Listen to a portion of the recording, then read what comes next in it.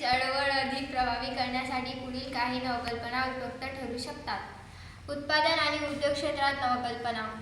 स्थानिक हस्तकला आणि कला वस्तूंचे ई-कॉमर्स प्लॅटफॉर्म. ग्रामीण भागातील कलाकारांसाठी डिजिटल विक्री मंच तयार करणे. त्यात व्हॉट्सअप तयार करून नवनवीन प्रोडक्टची माहिती लोकांपर्यंत पोहोचवणे. यामुळे लोकांना स्वदेशी वस्तूंबद्दल माहिती आणि स्वदेशी वस्तूंची मागणी वाढेल.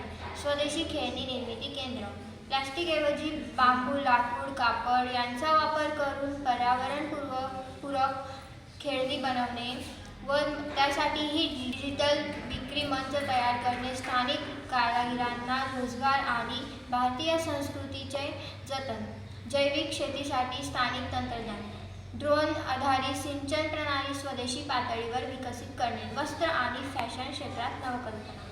तरुण पिढीसाठी आकर्षक आणि खादी पोशाख बनवणे व त्याची विक्री करणे. स्थानिक रंग आणि नैसर्गिक रंग वापरून फॅशन ब्रँड. पर्यावरणपूरक फॅशन ब्रँडची निर्मिती करणे. अन्न प्रक्रिया आणि प्राकृतिक नवकल्पना. स्थानिक पद्धतीने तयार केलेले स्नॅक आणि पेय पदार्थ, ज्वारी, बाजरी यांचा उपयोग करून हेल्दी फूड ब्रँड तयार करून त्याची विक्री करणे. स्वदेशी असलेल्या ब्रँडिंग. पारंपरिक मसाल्यांना आधुनिक पॅकेजिंग आणि मार्केटिंग करणे. सामाजिक आणि शैक्षणिक नवकल्पना. वोकल फॉर लोकल शाळा उपक्रम.